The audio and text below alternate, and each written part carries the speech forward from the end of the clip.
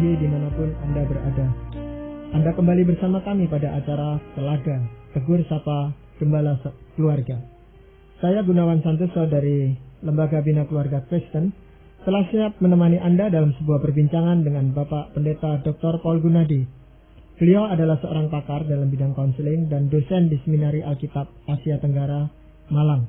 Pada kesempatan kali ini, Ibu Idayanti tidak bisa menemani kami, tetapi kami yakin pada kesempatan yang akan datang, beliau akan kembali bersama-sama dengan kami pada acara ini.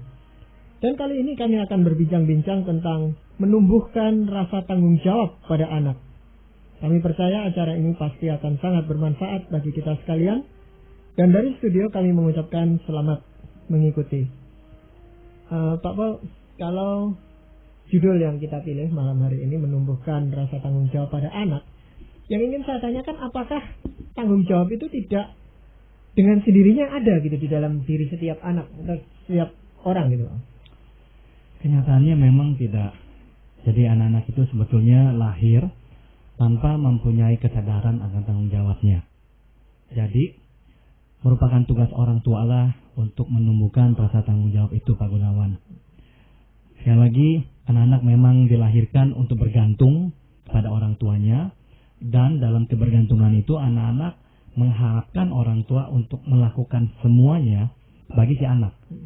Nah, dalam fase memang si anak belum mampu untuk mengerjakan semuanya sendiri, dia harus bergantung pada si orang tua. Nah, namun perlahan-lahan orang tua harus melatih atau menanamkan rasa tanggung jawab pada si anak. Sehingga pada akhirnya si anak akan mulai melepaskan diri dari seorang tua dan mulai melakukan yang dia harus lakukan dari dirinya sendiri. Jadi sejak kapan sebenarnya orang tua itu sudah mulai bisa menanamkan, yang tadi Pak Paul katakan, menanamkan rasa tanggung jawab kepada anak, dan dalam bentuk apa, Pak Paul? Sebetulnya tidak ada patokan usia yang baku, namun pada intinya kita mulai menanamkan rasa tanggung jawab itu pada anak pada usia sedini mungkin. Jadi pada usia sedini mungkin itu sudah tentu adalah usia di mana anak mulai dapat berinteraksi dengan orang tua, mulai dapat mendengarkan atau menerima instruksi dari orang tua, dan si anak sendiri pun mulai dapat mengkomunikasikan dirinya kepada orang tua. Nah, pada waktu hal-hal tersebut mulai berjalan dan mulai ada, saya kira orang tua harus mulai menanamkan rasa tanggung jawab itu, sebab ini adalah sesuatu yang sangat penting sekali untuk dimiliki oleh si anak. Iya. Dalam hal melatih tanggung jawab anak ini, Pak Paul, bentuk-bentuk apa yang bisa diberikan oleh orang tua, Pak? Misalnya kita ingin menanamkan tanggung jawab agar si anak itu mengurus dirinya. Nah, ini hal yang sangat sederhana dan simpel. Salah satu hal yang penting dalam pertumbuhan seorang anak adalah si anak memiliki kemampuan untuk merawat atau mengurus dirinya secara jasmani. Jadi hal apakah yang perlu dia lakukan? Yang sederhana misalnya, pagi-pagi dia menggosok giginya. Nah, otomatis pada masa kecil kita harus mengajarkan si anak untuk menggosok giginya. Namun setelah itu, kebiasaan ini mulai harus diingatkan kepada si anak, sehingga pada akhirnya dialah yang akan memikul tanggung jawab untuk menggosok giginya. Sama juga dengan misalnya mandi. Nah, pada waktu usianya mulai meningkat ke usia misalnya 8, 9 tahun dan sebagainya, di sini orang tua mulai menanamkan tanggung jawab bukan saja merawat tubuh si anak, misalnya tadi ya gosok gigi, mandi, tapi menanamkan tanggung jawab atas barang-barang kepunyaan si anak itu. Jadi misalkan si anak diajarkan untuk membereskan tempat tidurnya, menaruh sepatunya di tempat yang seharusnya, meletakkan piring di dapur dan sebagainya. Jadi tanggung jawab sekarang mulai kita kembangkan dari tubuh secara jasmani, akhirnya ke barang-barang milik si anak itu. Dan ini terus berkembang sampai lebih dewasa, sebab nanti pada waktu anak sudah menginjak usia remaja, kita juga akan menanamkan tanggung jawab untuk hal-hal yang berkaitan dengan kebutuhan-kebutuhan emosionalnya dan sebagainya. Nah, biasanya anak-anak itu kan cenderungnya bermain-main, Pak Paul, ya. Nah, juga di dalam hal mandi tadi yang sempat Pak Paul singgung, seringkali yang terjadi adalah anak-anak itu mau mandi sendiri, tapi juga bermain-main dengan air dan sabun gitu loh, Pak Paul. Nah, kita harus memahami itulah fase di mana si anak berada, dan itulah hal yang alamiah dilakukan oleh seorang anak. Jadi sewaktu seorang ayah atau ibu melihat anaknya bermain-main dengan air di kamar mandi dan sebagainya, orang tua tidak usah panik dan memarahi si anak. Biarkan dia bermain-main di kamar mandi. Misalkan dia membawa mobil-mobilannya, perahu-perahuannya, atau kalau anak perempuan dia membawa bonekanya, dia akan mandikan bonekanya. Nah, biarkan, sebab itu adalah bagian dari pertumbuhan si anak yang memang alamiah, yang memang normal. Begitu. Iya. Jadi di samping bermain, itu unsur-unsur tanggung jawab sudah mulai bisa ditanamkan gitu Pak. Betul. Jadi hal-hal yang memang bersifat alamiah itu kita mulai sisipkan dengan tanggung jawab. Saya ingin menggarisbawahi Pak Gunawan bahwa hal tanggung jawab ini sangat penting sekali. Sebetulnya Pak Gunawan, bukankah kita ini mengukur kedewasaan seseorang berdasarkan rasa tanggung jawabnya? Jadi seseorang yang kita labelkan kekanak-kanakan atau kok belum dewasa, biasanya adalah orang yang kita anggap tidak bertanggung jawab. Begitu. Jadi sekali lagi penting sekali hal ini diajarkan. Nah, saya mau garis bawahi kata diajarkan sebab tadi Pak Gunawan sudah singgung juga, anak-anak tidak dilahirkan dengan rasa tanggung jawab. Tugas orang tua lah mendidik anak sehingga si anak akhirnya memiliki kesadaran untuk bertanggung jawab itu. Iya, cuman kesulitan kami orang tua biasanya awam ini Pak Bal, tidak punya semacam kurikulum atau tingkatan-tingkatan sampai di mana kami itu mengajarkan tanggung jawab kepada anak gitu Pak Bal. Kalau belajar itu kan orang jelas ada semacam kurikulumnya. Setelah ini apa, setelah ini apa. Nah ini kami ini tidak punya gitu Pak Bal. Hal semacam itu. Betul. Memang betapa indahnya kalau kita mempunyai pedoman ya Pak Gunawan. Ada pedoman. Betul. Namun sebagai garis besarnya atau prinsip umumnya, kita ini melimpahkan tanggung jawab pada si anak dalam hal-hal yang sangat bersifat alamiah atau natural atau bersifat sehari-hari. Dan saya percaya Tuhan akan menumbuhkan pengetahuan itu dalam diri kita, bahwa ada hal-hal yang seharusnya dilakukan oleh si anak. Nah, saya kira sebagai orang tua yang memperhatikan anak, dengan sendirinya kita mulai memiliki kesadaran tersebut, Pak Gunawan, bahwa seharusnya lah sepatu ini tidak dilempar-lempar di mana saja dia mau, seharusnya lah ditempatkan di rak sepatu misalnya. Seharusnya lah piring tidak ditinggalkan di meja, tapi dibawanya ke dapur dan sebagainya. Iya. Tapi memang biasanya kami sendiri itu sebagai orang tua yang justru tidak disiplin Pak Bal. Artinya kalau melihat hal-hal yang semacam itu, bukan kami perintahkan kepada anak untuk melakukannya sebagai bagian dari tanggung jawab, tapi biasanya kami yang melakukan itu sebagai orang tua, walaupun dengan ngomel, dengan memarahi anak gitu. Iya. Kadang-kala orang tua berpikir ya dia masih terlalu kecil, ya biarkanlah orang tua yang melakukannya, atau nanti dia lakukan tidak beres, nanti piring pecah, ya udah biarkanlah kami yang melakukannya. Hal-hal itu yang akhirnya mendorong orang tua mengambil alih tugas anak. Betul. Ini tidak sehat. Satu hal lagi yang tidak sehat yang kadang-kala orang tua tidak begitu perhatikan adalah struktur kehidupan di masa sekarang, di mana untuk orang-orang yang berada, sebetulnya anak-anak itu hanya perlu bernafas saja.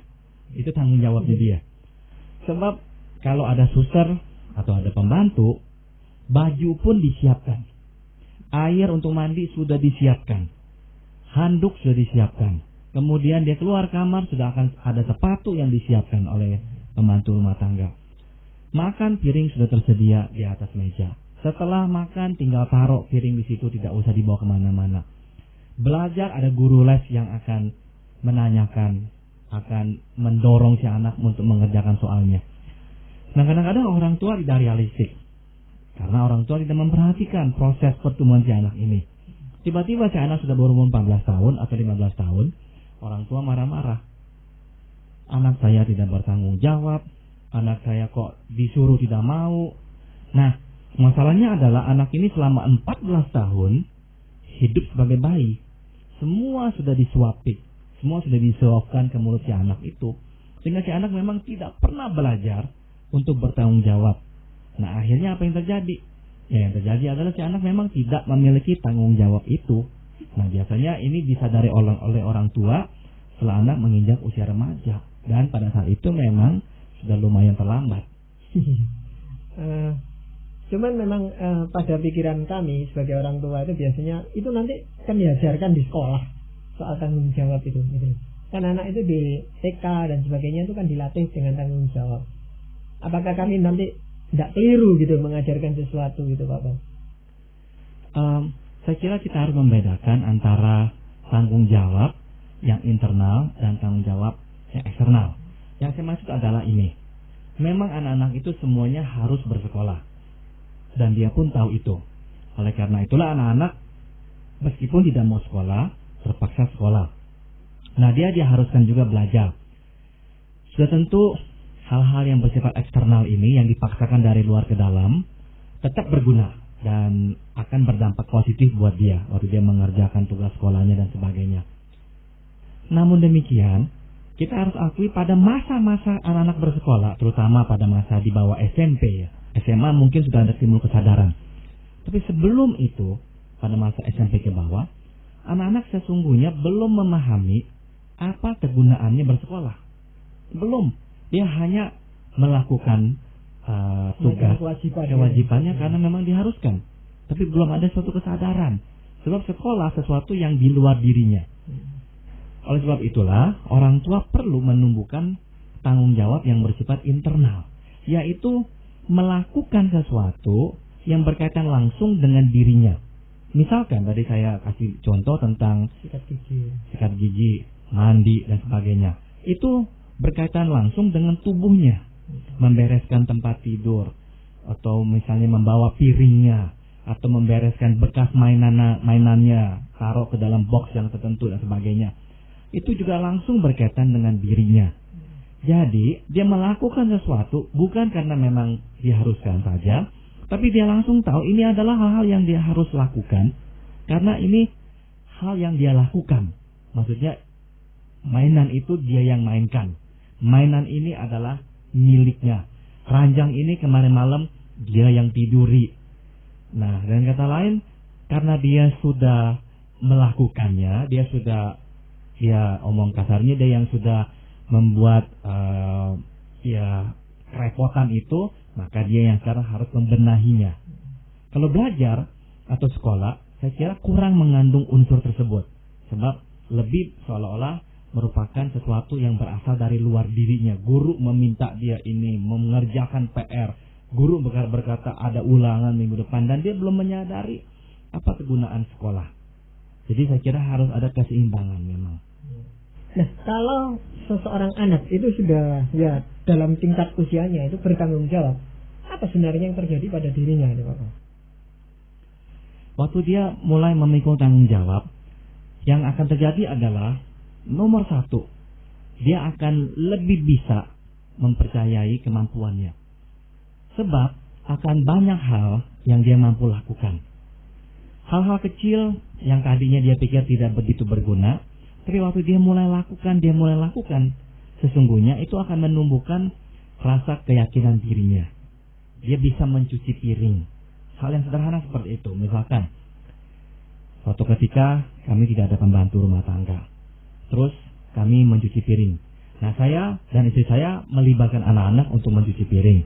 Kemudian saya mengajarkan anak saya bagaimana mencuci piring itu dan sebagainya. Istri saya juga mengajarkan anak saya untuk misalnya melap meja. Nah, dengan kata lain, hal-hal kecil seperti itu akan menjadi suatu proyek yang sekarang dikuasai oleh si anak. Dia mengerti bagaimana melakukan tugas-tugas kecil seperti itu. Nah, ini berdampak buat kepercayaan diri si anak kecil itu. Iya. Nah, itu sebenarnya kalau anak sudah sampai pada tingkat dia percaya pada dirinya, porsi tanggung jawabnya harus ditambah lagi gitu Bapak ya. Betul. Dalam pengertian memang yang sesuai dengan usianya dia. Dan jangan sampai kita memang memberikan tugas yang melebihi kemampuannya ya. Tapi memang kalau dia sudah mulai bisa, kita akan mulai tambahkan. Namun yang salah satu hal yang penting, kita jangan memberikan kesan kita sedang mengkaryakan dia atau memanfaatkan dia. Jadi salah satu hal yang penting waktu kita mengajarkan tanggung jawab kepada anak adalah kita ini sebetulnya sedang memohon bantuan dia. Jadi kita kemas pengajaran tanggung jawab ini dalam bungkusan apa?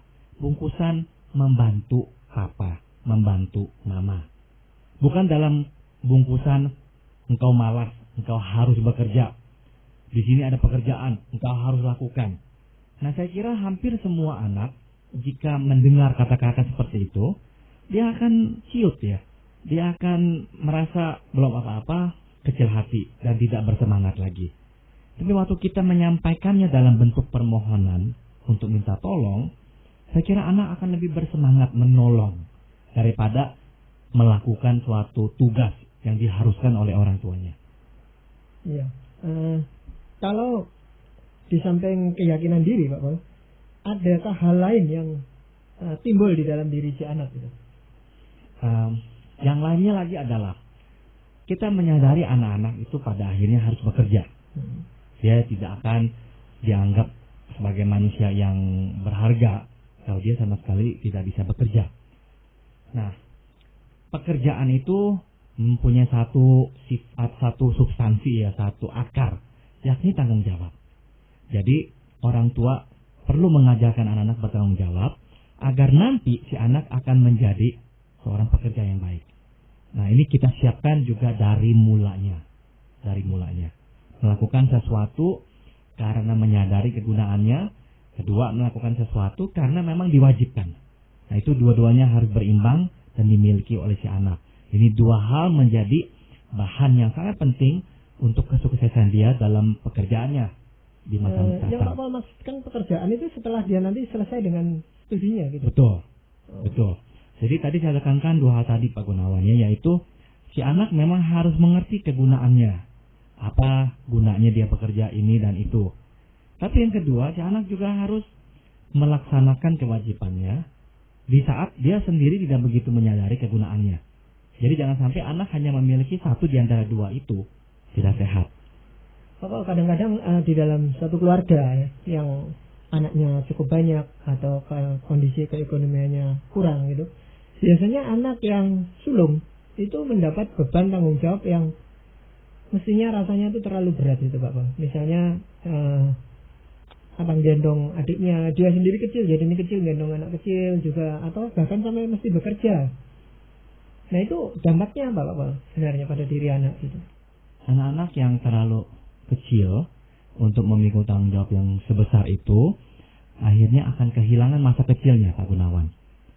Jadi artinya mereka seharusnya hidup pada tahap usianya, namun terpaksa dikarbitkan ya untuk hidup di luar usianya. Nah, hal-hal yang seharusnya dia dapatkan pada usia itu, misalnya bergantung pada orang, bermain dengan teman-teman sebayanya, akan terhilang. Sebab yang dia harus lakukan adalah tugas membantu orang tuanya itu. Tapi yang kita lihat sebagai orang awam kan seolah-olah anak ini sudah bertanggung jawab gitu Pak. Nah, dalam hal ini memang tanggung jawabnya akan bertumbuh dengan baik sekali. Namun, dalam pertumbuhannya si anak akan ada yang terhilang sehingga menimbulkan ketidakseimbangan. Misalnya, salah satu aspek kehidupan yang harus dikembangkan oleh seorang anak adalah aspek rekreasi. Jadi aspek mengisi baterai, aspek menyegarkan jiwa. Nah, anak-anak yang pada masa kecilnya diwajibkan untuk hidup lebih tua dari usianya, terpaksa akan kehilangan kemampuan berekreasi, menyegarkan jiwa atau mengisi baterai. Kenapa kehilangannya? Karena memang tidak ada kesempatan itu. Sejak kecil dia harus menjadi asisten mama atau papanya. Iya. Nah, Bapak, kalau kita memberikan tanggung jawab kepada anak itu sedini mungkin, apakah itu tidak berpengaruh pada hubungannya, interaksinya dengan sesamanya, khususnya teman-teman sebayanya gitu Bapak? Saya kira kalau kita memberikan tugas yang memang berlebihan, pasti mengganggu Pak Gunawan. Jadi, secara prinsip kita harus selalu mengingat bahwa anak-anak itu memerlukan waktu bermain jauh lebih banyak daripada hal-hal yang berkaitan dengan tanggung jawabnya. Itu betul. Jadi semakin kecil, semakin banyak waktu bermain yang dia butuhkan, dan waktu untuk bertanggung jawab ya, itu sebetulnya masih sangat kecil sekali. Jadi jangan sampai kita ini salah prioritas. Anak usia 4-5 tahun kita wajibkan dia untuk mengepel, untuk menyapu dan sebagainya. Nah, dia akan kehilangan waktu bermainnya, sedangkan itu adalah bagian yang sangat penting dalam pertumbuhannya. Tapi memang perlu diberikan suatu contoh nyata kepada anak-anak ini mungkin Pak Pol ya. Tepat sekali Pak Gunawan. Jadi waktu kita mau menanamkan tanggung jawab, kita perlu mengajarkan dengan contoh konkret. Contoh tadi misalkan kita mau mengajarkan anak kita mencuci piring. Jangan sampai kita hanya berkata, ini piringnya, ini sabunnya, ini keran airnya. Tidak. Anak-anak akan menikmati sekali kalau pada awal-awalnya kita bahkan bersama dengan dia melakukan tugas itu. Misalkan kita mengajarkan dia mencuci piring seperti ini, pegang piringnya keras-keras, kemudian kita basuhkan airnya dan sabunnya dan sebagainya. Setelah kita lakukan 1-2 kali piring itu, kita minta dia melakukannya. Nah, kita jangan pergi. Kita di samping dia, melihat dia melakukannya, kemudian misalkan kita yang mengeringkan piring-piring yang telah dicuci olehnya itu. Atau kita juga di dapur membereskan barang-barang yang lainnya sewaktu dia melakukan tugas itu. Jadi dia nggak merasa ditinggalkan gitu. Betul. Waktu dia ditinggalkan, dia akan merasakan ini adalah sebagai suatu hukuman atau tugas. Ya. Nah, ini sama dengan membuat PR lagi, ke sekolah lagi. Jadi dia akan kehilangan kesempatan bertanggung jawab untuk hal-hal yang berkaitan dengan dirinya. Nah, waktu kita meminta bantuannya, meminta pertolongannya untuk mencuci piring, itu kan juga berkaitan dengan dirinya. Itu piring yang tadi dia pakai. Itu adalah panci yang dipakai untuk memasak makanan yang dimakannya. Jadi itu bagian dari dirinya. Nah, jadi sekali lagi tanggung jawab dimulai memang dari hal-hal yang berkaitan dengan diri si anak itu. Iya. Bapak, kalau kita menanamkan tanggung jawab itu sedini mungkin ya. Sementara anak itu masih di bawah asuhan kita di rumah, mungkin lebih gampang Bapak. Tapi kalau nanti suatu saat dia toh harus mulai bersosialisasi di sekolah dan di teman-temannya, apakah pengaruh teman-teman itu tidak bisa mempengaruhi rasa tanggung jawabnya dia? Teman-teman itu sebetulnya akan bisa mempengaruhi tanggung jawabnya Pak Gunawan. Dalam pengertian begini, teman-teman waktu bermain akan mulai mengajak dia melakukan sesuatu, untuk mengerjakan sesuatu pula. Nah, dalam kesempatan seperti itu si anak akan juga berkesempatan untuk mengembangkan tanggung jawabnya. Misalkan temannya berkata, besok jangan lupa ya bawa gundu atau kelereng. Nah, dia besok akan bawa kelereng. Besok jangan lupa ya kita mau main sepak bola, bawa bolanya. Nah, hal seperti itu yang berkaitan dengan teman juga akan bisa menumbuhkan tanggung jawab. Tapi biasanya memang tanggung jawab yang menyenangkan. Sedangkan kita juga mau menanamkan tanggung jawab secara multidimensional ya, bukan saja yang menyenangkan, tapi hal-hal yang tidak terlalu menyenangkan. Begitu. Nah, dalam hal ini Pak Pol, kalau anak itu menghadapi dua pilihan untuk tanggung jawab yang tadi Pak Pol katakan, di satu sisi dia sudah berjanji kepada temannya untuk bawa bola dan bermain bola pada suatu saat, tapi pada sisi yang lain, pada saat yang bersamaan, orang tuanya memberikan tanggung jawab. Nah, anak ini kan bisa jadi bingung gitu Pak Pol. Mana yang harus diprioritaskan? Nah, kalau memang si anak itu sudah berkata kepada orang tuanya, Bu, saya besok sudah berjanji akan bermain sepak bola setelah sekolah. Nah, orang tua memang harus menimbang apakah sedemikian perlunya si anak membatalkan janji untuk bermain sepak bola itu. Kalau orang tua berpikir ya tugas ini bisa ditangguhkan, silakan tangguhkan. Biarkan si anak main sepak bola dulu. Setelah itu baru katakan saya minta engkau membantu saya untuk hal ini setelah sepak bola dan sebagainya. Gitu. Nah, dalam kaitan tanggung jawab ini Pak Pol, apakah firman Tuhan yang bisa dijadikan pedoman itu khususnya untuk kami sebagai orang tua? Saya akan bacakan dari kitab Amsal pasal 12. Siapa mengerjakan tanahnya akan kenyang dengan makanan. Tetapi siapa mengejar barang yang sia-sia tidak berakal budi. Ini di ayat 11-nya ya, pasal 12 ayat 11. Saya ulang lagi. Siapa mengerjakan tanahnya akan kenyang dengan makanan. Tetapi siapa mengejar barang yang sia-sia tidak berakal budi. Salah satu ciri orang yang bertanggung jawab adalah dia akan lebih realistik. Anak-anak yang dilatih sejak kecil untuk belajar bertanggung jawab menjadi anak-anak yang mengerti realitas kehidupan. Justru anak-anak yang tidak mengerti tanggung jawab, hanya mengertinya menuntut orang untuk melakukan semua baginya, akan seperti yang dikatakan di Alkitab tadi, akan mengejar barang yang sia-sia atau mengejar yang tidak ada. Namun orang yang bertanggung jawab akan melihat realitas apa adanya. Nah, justru firman Tuhan berkata, dia yang mengerjakan tanahnya akan kenyang karena bisa memakan hasil tanahnya itu. Jadi sekali lagi firman Tuhan juga mengajarkan anak-anak Tuhan untuk bertanggung jawab atas dirinya, atas kebutuhannya. Dia perlu makan, ya dia perlu bekerja. Dan dengan cara apa? Mengerjakan tanahnya. Nah, di dalam mengetahui dirinya sudah bertanggung jawab, apakah orang lain bisa tahu Pak Paul bahwa seseorang itu memang punya tanggung jawab atau tidak? Salah satu hal yang akan kita bisa lihat adalah anak-anak yang bertanggung jawab, anak-anak yang berani mengakui perbuatannya. Itu salah satu ciri atau tolok ukur yang penting sekali. Anak-anak yang seolah-olah rajin, banyak bekerja dan sebagainya, tapi belum berani mengakui perbuatannya, apa yang dia telah kerjakan, belumlah memiliki kedewasaan. Jadi kita jangan dikecohkan oleh kerajinan, Pak Gunawan. Ada anak-anak yang rajin, tapi kerajinannya itu sangat bersifat eksternal. Tadi yang saya sebut itu. Dia harus melakukannya karena memang dituntut oleh orang lain. Tapi dia nggak memahami kenapa dia melakukannya dalam kaitan dengan dirinya sendiri. Nah, anak yang bertanggung jawab, anak yang tahu apa kaitan itu dengan dirinya.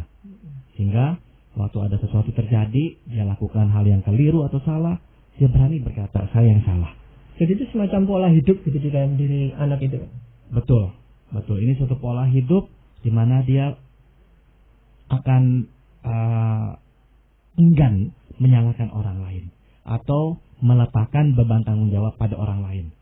Kalau memang ini tanggung jawabnya, perbuatannya diakui. Kalau ini memang bukan perbuatannya, dia juga katakan ini bukan perbuatannya. Dan itu adalah ciri orang yang matang dan dewasa. Dan bertanggung jawab, saya rasa. Betul. Ya. Jadi demikianlah tadi para pendengar yang kami kasihi, kami telah mempersembahkan ke hadapan Anda sebuah perbincangan dengan Bapak Pendeta Dr. Paul Gunadi dalam acara Telaga Tegur Sapa Gembala Keluarga. Kami baru saja berbincang-bincang tentang bagaimana menumbuhkan rasa tanggung jawab pada anak.